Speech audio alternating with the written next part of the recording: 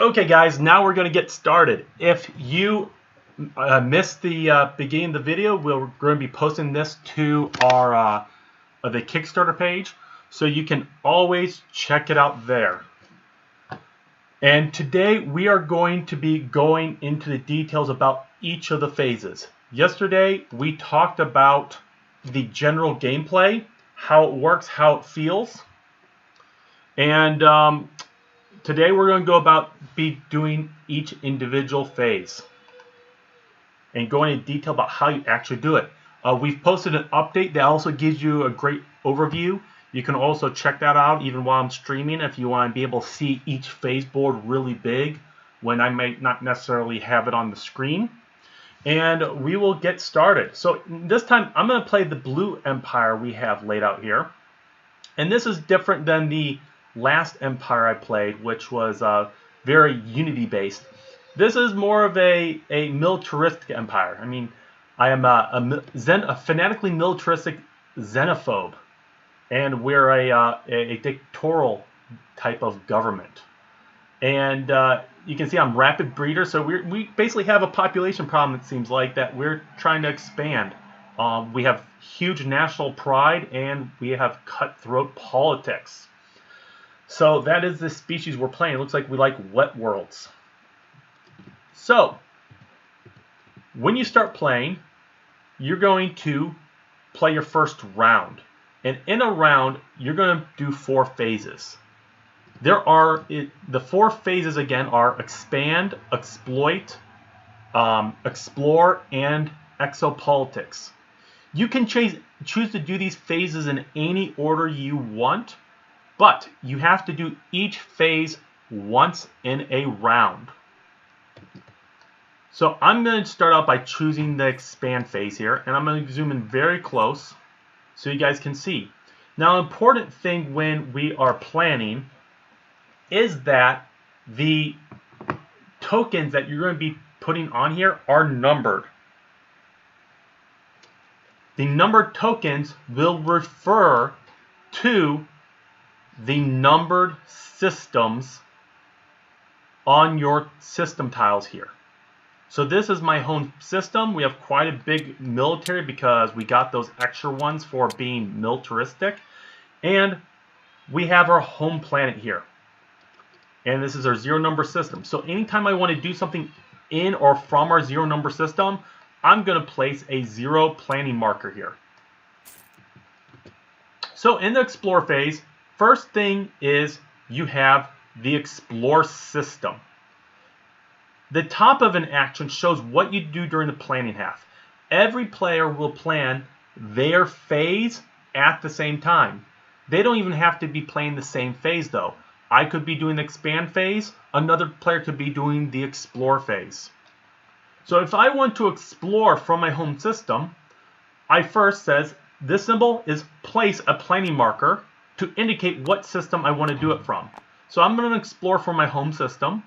I have to spend a construction ship and a leader. So I'm going to flip my construction ship over here, and I'm going to go down here to my leaders, and I'm going to choose a leader to flip over. And we will flip over this. We'll flip over this scientist right here. Then I have to add a system tile, draw a system tile, and add it to this planning space.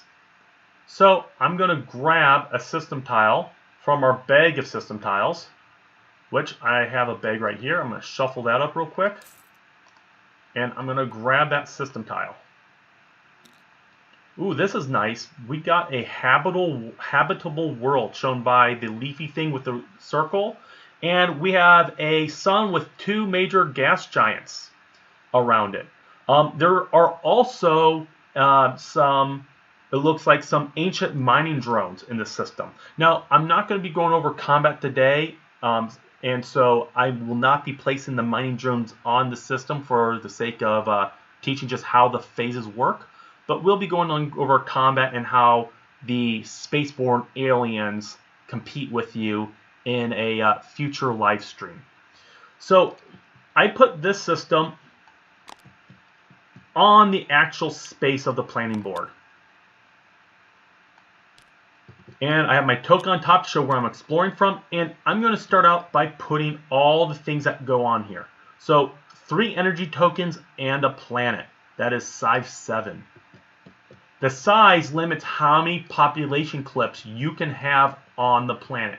So the bigger the planet, the bigger the population. So a big planet is good for my fastly growing species. I'm going to grab my 3 tokens from over here.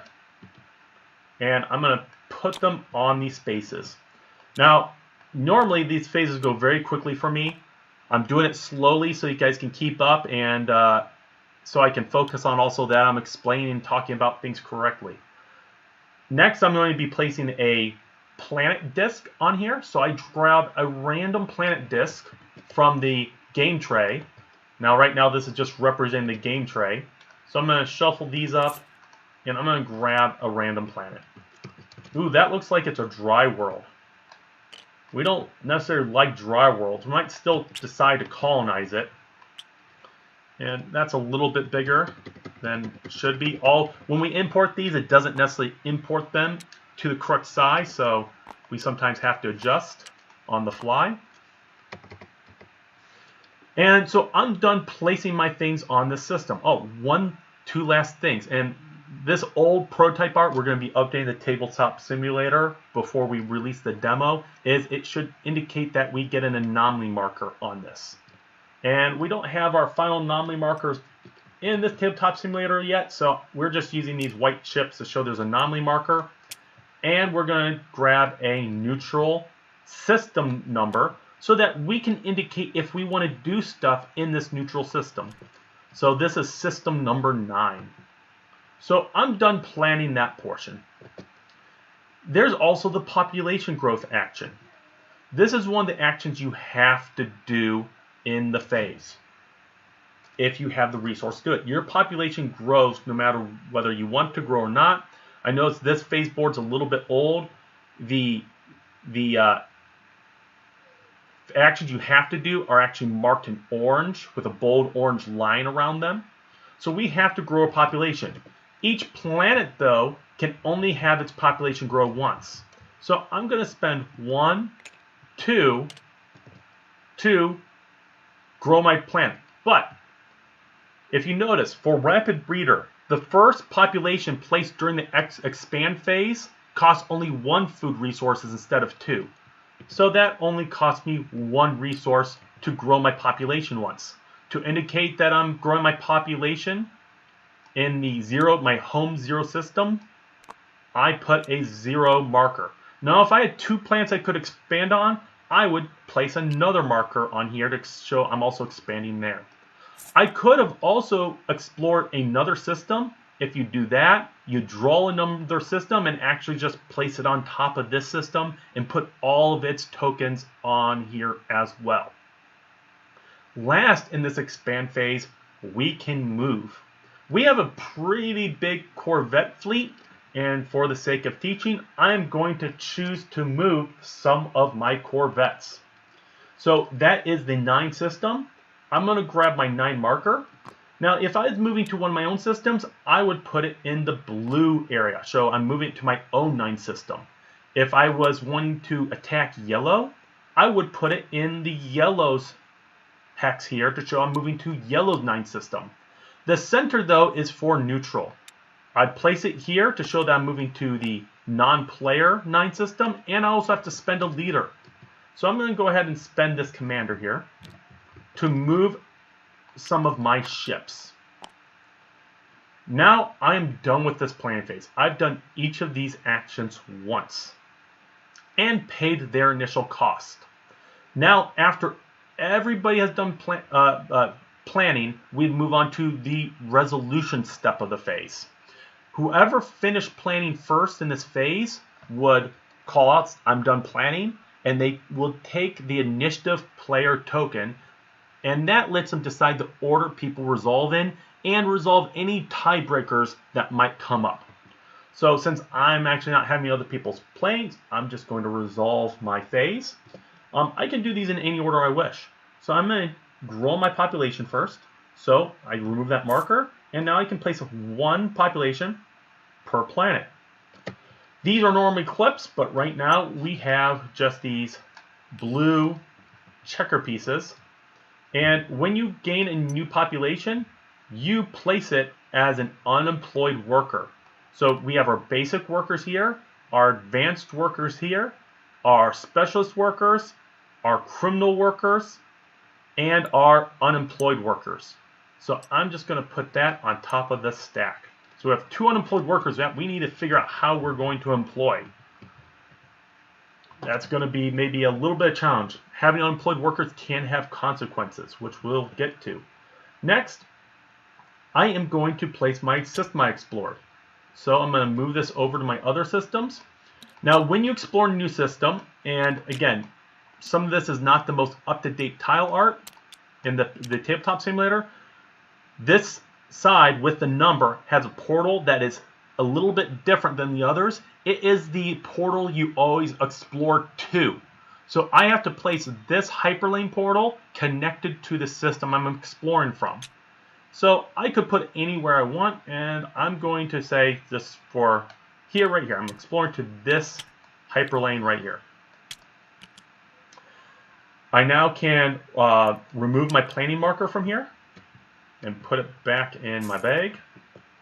And I'm done with that explorer. Oh, except I also have to roll to see if I connect to the galactic center. I roll a d10, and I rolled a 1. I actually connect right away to the galactic center. When you connect to the galactic center, you either connect just to the center tile, and I have some of these locked. Let me unlock some of my tokens. You either connect to the center tile or to another player who's already connected. We'll get this sorted out. So now I'm going, and you always have to use the system you just explored to connect. So I'm actually going to say that we're really hugging that galactic center. So I'm going to place my home system right here. And the puzzle piece connections in the actual game tiles make it really easy to slide these pieces across the board and connect them. And we're also going to be making this easy in the final tabletop simulator demo that we're working on. The last thing I did in this phase is I moved my systems to the Neutral 9 system. Now the number of ships you can move is indicated on your Empire dial here. There are 3 things you're tracking here. Your current era, we're in era 1. I have a fleet size of 6. Because I'm militaristic, I can move bigger fleets than most people. And I have my unit traditions cost only 0 unity starting out. So I can move 6 ships with each token that I placed. Now, I don't want to move my whole navy because I want to stay back and protect my home system in case something might happen.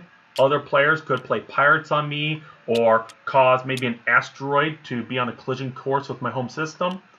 But we have 1 transport fleet. I'll leave 3 and I'll move my transport fleet just because if I get close to another player, I will want to maybe invade them since I'm militaristic.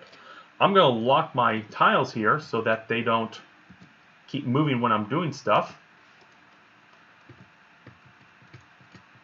And that is the end of my expand resolution. So we moved our ships there.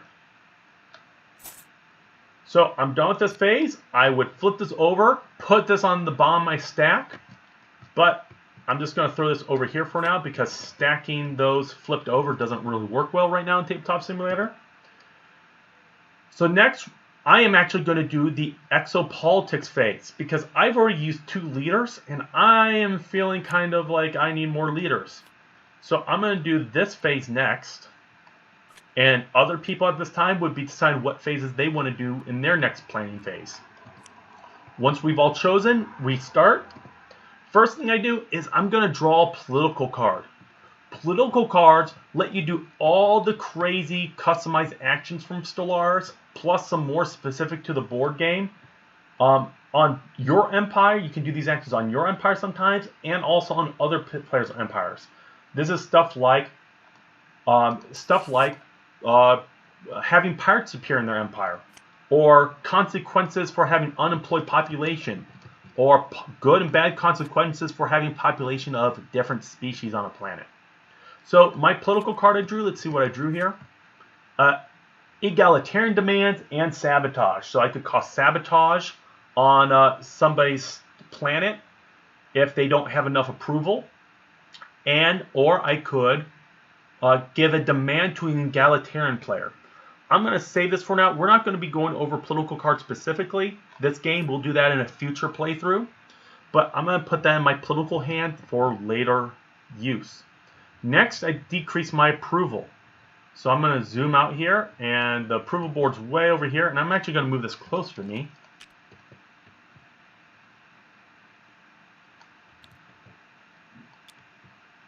We all start at 7 approval, but each ExoPolitics phase, your approval goes down by 1. And there's sometimes consequences for having approval of certain levels, and there's consequences through political cards, that certain political cards require you to have a certain approval for a card to be played on you. So now we've done the actions we have to do that are outlined in orange. Now I'm going to choose to increase my approval. I have 2 goods to make my people happier, and I'm just going to put a token here. So I don't have to plan what system I'm doing it in. I'm just showing how many times I'm doing this action. Here in the claim system, that is for war. When you meet other people, if you actually want to capture somebody's system in war, you first have to have a claim on it. Why do you deserve this system, basically, whether it's a real reason or one you fabricate. Here is really why I'm doing this. Recruit leader. I want another leader, so I'm going to pay 2 energy to draw 2 leaders and then discard 1. So I'm going to go over here to the leader bag. I believe this is the leader bag over here. Yep. And I'm going to draw 2 leaders. Good. I got a political leader. I didn't start with a political leader, so I really wanted to choose one. I'm going to keep that political leader, put him on this action, and I'm going to discard this other one, which I'll just throw over here for now. Next is the Adopt Tradition. Now you have a hand of tradition cards that you can choose from. The full hand is 7 cards starting out, but just for this demo we have only 3. And I want to expand pretty quickly because I need to get planets to colonize, but supremacy would be nice too if I'm going to be militaristic. So I'm actually going to choose supremacy, thinking that maybe I'll meet somebody and do an early war against them. So I'm going to research this tradition. The cost of this tradition is variable. It depends on what your tradition cost on your empire dial is. So it starts out as 0. What you do when you during the planning phase when you research a card is shown at the bottom here. I increase your tradition cost dial by 1. So I normally would increase this by 1. I'm not going to do that right now for speed of play. And I would also draw these cards and add them to my tradition hand. Again, I'm not going to do that right now because we're just going over what you do in the phases, not specifically about the cards. We'll go over that in the next live stream. Here, and I draw that from my player deck, this numbered cards, and put them in my tradition hand. So I'd have more traditions down the supremacy tech tree that I could explore. Yes. So now I am done with this phase. So now I'm going to resolve. And we would do this once everybody is done planning, and then whoever is the initiative player decides to order people resolve in. I increase my approval by 1. So we don't want that opposition card. I gain a new leader. And I do, let me zoom in on this card here. here it says next to the unity cost, which is variable. When you research this, it goes from your tradition hand to your instantly resolving it. And after I resolve it, then I'll discard it to my game box discard. Add a star base of your color from the game supply to your supply, because I'm limited to my star base capacity in the game. I believe I have only 4 star bases I can build without first increasing it. And so I'm going to do that. So I'm going to go to my supply of pieces over here. So this would be in your personal game supply of extra pieces that you don't have available to build. So I'm going to grab the 5 star base. Oh, I actually have 0 through 4 I can start building. And I just got number 5, which is actually my 5th star base. Because your home star base is 0. Or I like to think of it as O for origin. And this goes to my my box discard, which we didn't put a space for box discard in this demo sheet. I want to remind people that this board does not exist in the game. These cards are all in a player card box, and during play you actually put your hands in the lid, and all these cards are separated by big, easily recognized card dividers. So now I'm done with the ExoPolitics phase. Next, we will move on to I'm going to do the explore phase, because I want to see what new technologies I could maybe use during the the exploit phase.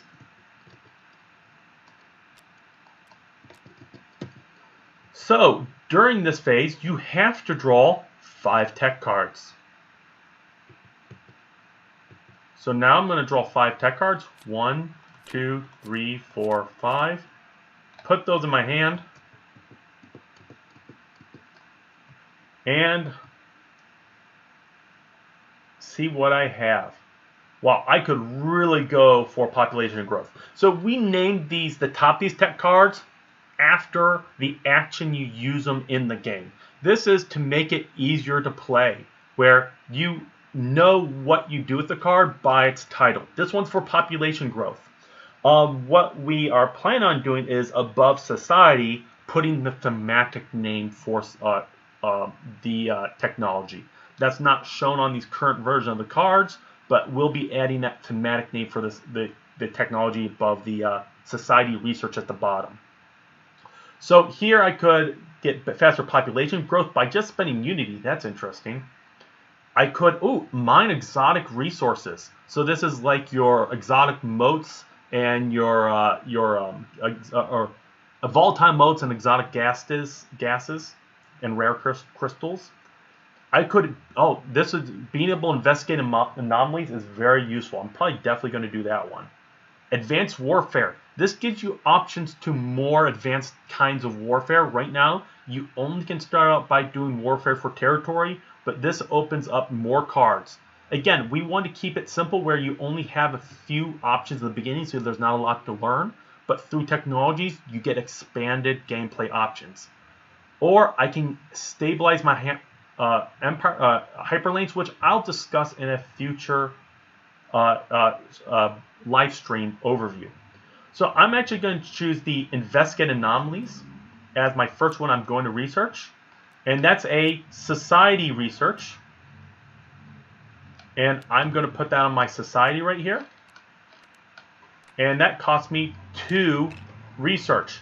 Because if I zoom in on this card here, the 2 research is shown right here.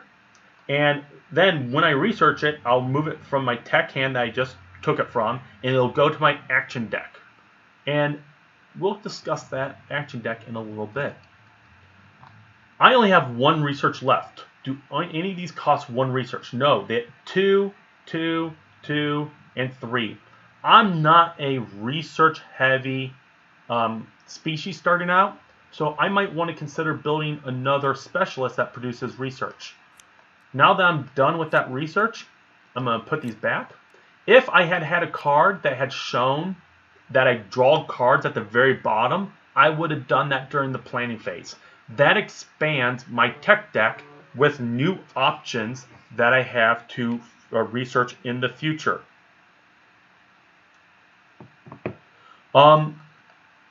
Somebody asked if you can find somebody else's systems even if you're not connected to the center. No, you connect to other people as you connect to the center. That way you don't have to keep checking to see if you connect to people after you're connected to the center. So with how those rules, otherwise you could have two people that never connect to the rest of the galaxy. We again try to make the rules as easy and streamlined as possible. We're giving the feel of Stellaris that the empires, you don't know how you're going to be connecting, but a simple rule that if you're not connected to the galactic center or the empire's connected to the galactic center, that's when you roll. So again, like I said, this will go to my action hand or my action deck. And my action deck's actually over here. Okay, so I am done with this phase. We would now show during the resolution what we researched to people, and we put it in the appropriate place. And I don't know what card I grabbed over here and put over here. Oh, I actually put the tech card I was giving as an example. This would go back to my tech deck. So it goes into my tech hand until the end of the phase. So this card I researched would actually go into my action deck. And we are ready to finish this phase and move on to the very last phase, which is the phase that lets you build stuff. ExoPolitics. Now, the first thing you have to during this is you have to check to see if your leaders pass away. We do this during this phase because you don't spend leaders during this phase and you don't gain leaders during this phase. So it's a great phase where you don't have to think, well, can I spend him before he dies? No. He'll die in this phase, and it will not affect how you resolve the phase. So how you do that is you roll a d10. Let me find my d10s. There's one. I rolled a 7. If you roll more than the age of one of your leaders, then they would die. However, I have pretty young leaders right now, so we're good. But the other thing, after we check for the age, then we increase their level.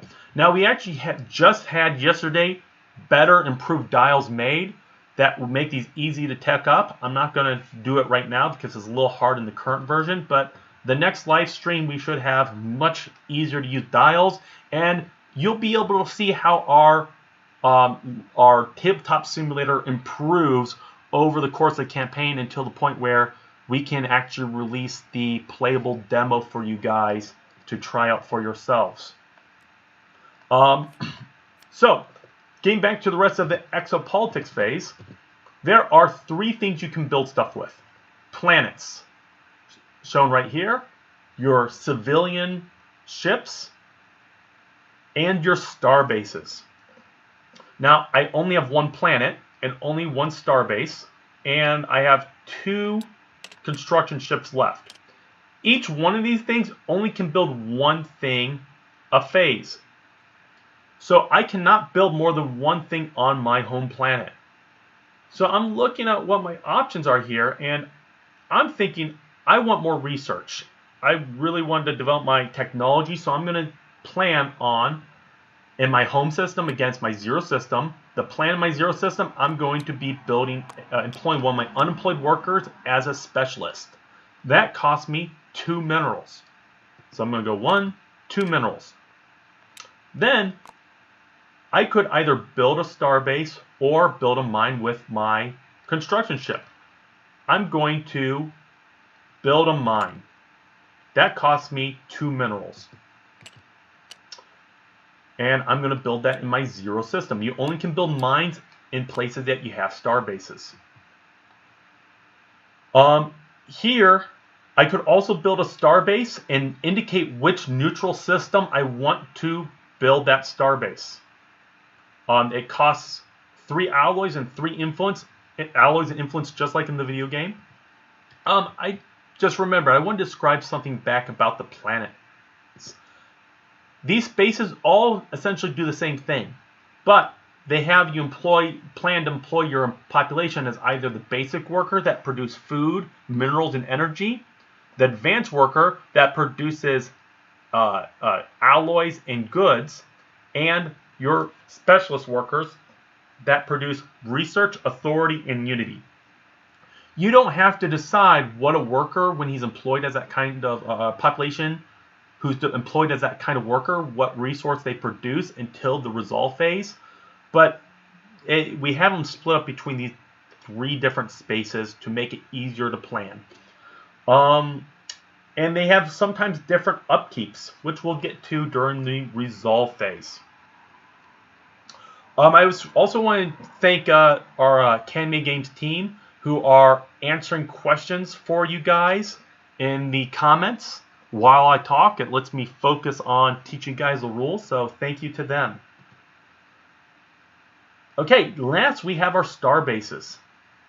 Here, we can build more civilian ships, build more military ships, and build colony ships to colonize new systems that we have with habitable planets that we have star bases in. We don't own this other system yet, the second system. Where are my... Yep, we're connected to the center. So we don't own the system yet, so we cannot colonize this planet just yet. So I have this. I want more, I think. I could build more civilian ships, but I also could afford, I think, to build a star base. So I want to build that in the 9 neutral system. And it says I place a marker right here. And that's 1, 2, 3 alloys. We start with a lot of alloys just because of our origin, which is our planetary domination origin. We have a few origins in the board game that are not in the video game, but we also have the origins that you get to start with in the board game, or that are available in the video game too. So I have paid my resources to build a starbase in the 9 system. Since I'm going to have a starbase in that 9 system, I could also choose to right away colonize it. Do I have the resources? It takes 2 food, 2 goods, and 2 alloys. I can zoom in on that right here. I do not have 2 alloys or 2 goods, but I do have 2 food, but unfortunately we cannot colonize that just yet. I could build another Corvette. You know what? Why not? Corvettes are pretty cheap to make. I will indicate I want to build a Corvette. Take my miniature, put it on there. One thing that some players like to do is actually put their resources on the action as they're paying for them, just so they can see where they're spending the resources. That is an optional way to play. We leave you flexible to decide how you want. Now, you can't start out building the advanced ships. You have to unlock technologies to do this. That's why they're over here in their own panel, just to make it easy, knowing that when you start playing, you don't have to worry about this. I am done with my planning for this phase. I think that's all I can do. Yep. So I'm going to start out by first employing my worker here in my 0 system. So let me head over to our system. I should move this closer, but I'm not going to mess with unlocking this just now.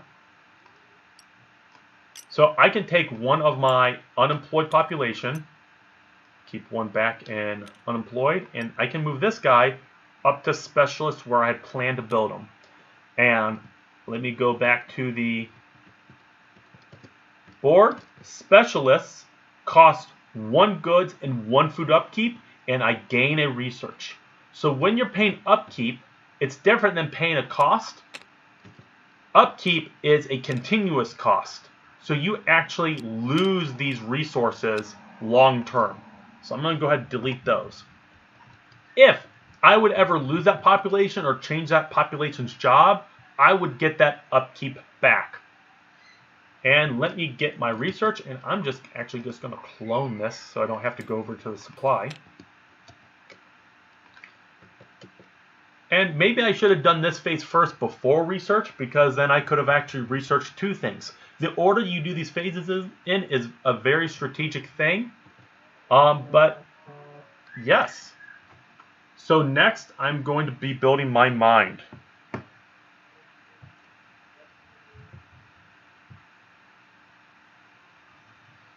So with my mine, I get to pick up a token from my system.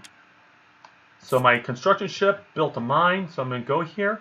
In my home system, 0, as I indicate on the playing board, I have 1 solar mine that I could build to start collecting some more energy.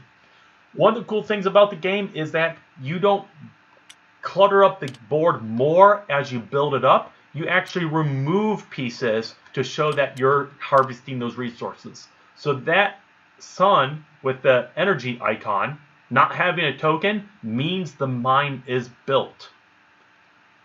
So I pick up this up, and I'm going to put it in my supply area here. Next, I built a starbase in the 9 neutral system. First, that's going to cost me upkeep. 1 energy, 1 alloy, 1 authority. So 1 energy, I'm going to delete that. 1 alloy, and 1 authority. Every time you colonize a planet or build gain a new starbase, it's going to take authority. So this kind of limits your growth until you can employ more population in administrative jobs to give you more authority. Or I think we can also, I forget if we're calling it administration or authority. But this is representing from the video game your empire sprawl that you're trying to keep under control. So next, I had built a Corvette. And I actually should have indicated what system I did that in. So I'm going to move this Corvette to my 0 starbase. So my 0 starbase built this. So I'm going to place another Corvette. I want to add that you're limited to how many pieces you can build. I only can build 1 more until I'm at my fleet, or not my fleet capacity, my ship capacity. You gain more of these from capacity increased tech cards from your tech deck that will have you add more Corvettes from your supply, your reserve bag, to your buildable supply. So that's how we represent your ship capacity, while your fleet capacity is represented by your fleet size dial. So I'm done with my planning phase here. Now, I want to go over the colony ship a little bit more to help explain a little bit how that works. Let's say I had the resources to do this. I would indicate that, oh, I forgot when I built my starbase, I did not actually place my starbase out. So let's grab a starbase. I grab my 5 starbase because it's the last one I put in there. Replace the neutral with my starbase. Now this is my 5 system. In a future round, if I want to colonize that system, I would say I want to colonize my 5 system, pay the resources by flipping the tokens over, and then during the resolve phase, I would have to pay this upkeep. 1 authority, 1 good, 1 food. I delete those. However, that system in there is a dry system, and I like wet planets. So, since I'm moving a population to a non-preferred planet, it costs me an additional good and additional food to support that population. So colonizing planets that are not your preferred type are going to cost you more resources. You can eventually terraform planets through action cards that you get through technologies you research, but starting out in the game, you just have to deal with paying the higher cost. That is the 4 phases of the game. After we do the 4 phases, you would refresh all of your boards and all of your resources for preparation in the next phase. I'm going to group these together. And you'd flip over all your tokens. Or if you're using the system trays, you would put the resources back into your system, your resource tray. And if you have cards in your action card discard, you would shuffle them back into your action deck. So one thing I want to, after everybody refreshes their stuff, then each player will resolve an event card, which I am not going to go through event cards right now. We'll be doing that in a future live stream. We want to keep these to like shorter video chunks. So I'll be going over how you do these event stories. You get one at the end of each round, and then you can also investigate anomaly events by removing anomaly markers from systems that you have explored. The last thing that I want to cover before I answer the last few questions for you guys before I sign out is your action deck. We did not go over the action cards here.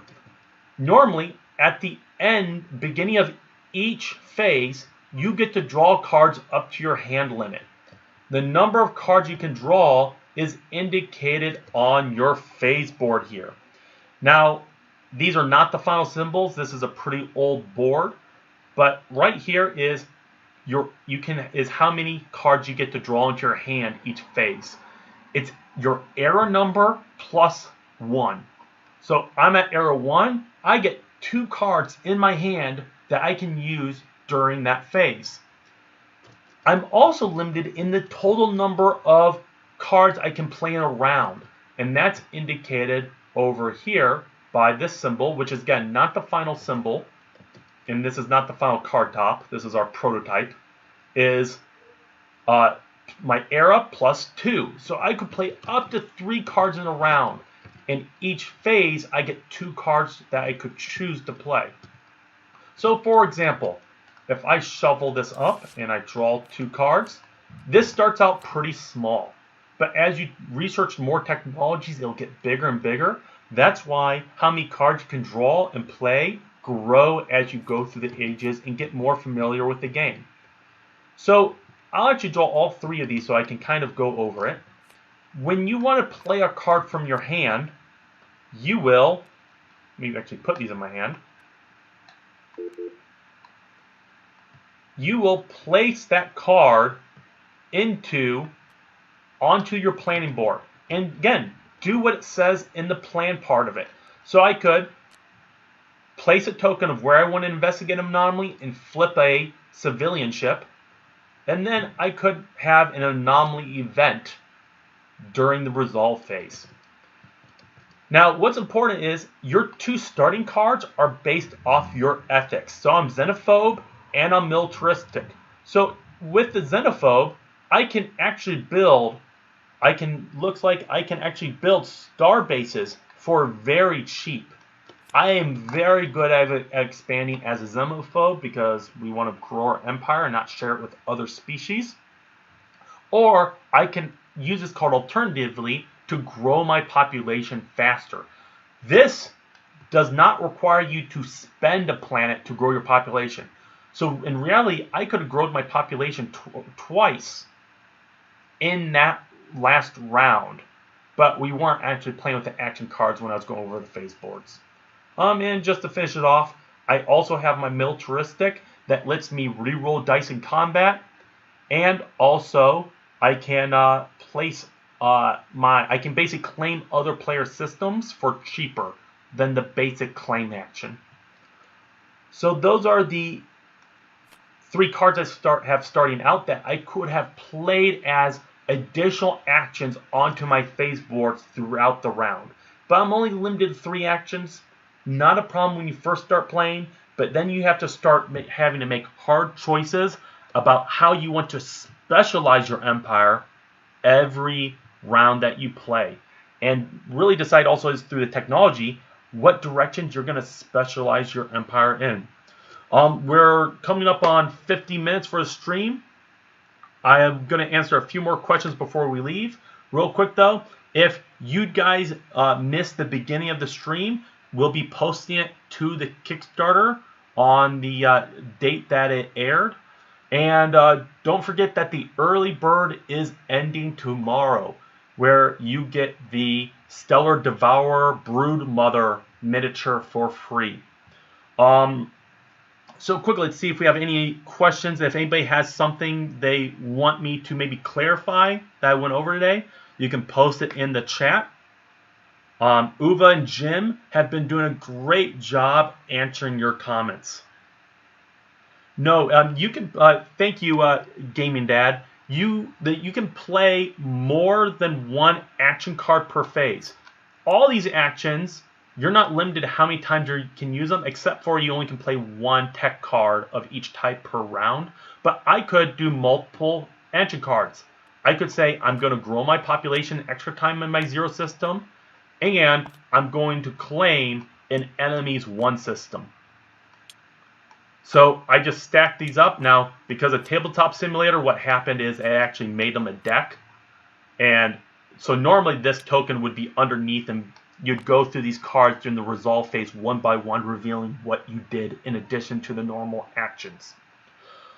One last cool thing I can say about how these work is if you are fanatical in something, when you play a card, action card of that type, you can use it twice. I could have actually claimed 2 systems of another player's with only having played one of the 3 action cards I can play around. So that is the advantage of being fanatical. You have fewer total beginning action cards, but when you play one that matches your fanaticism, you can actually activate it twice when you play it. One last question before I leave?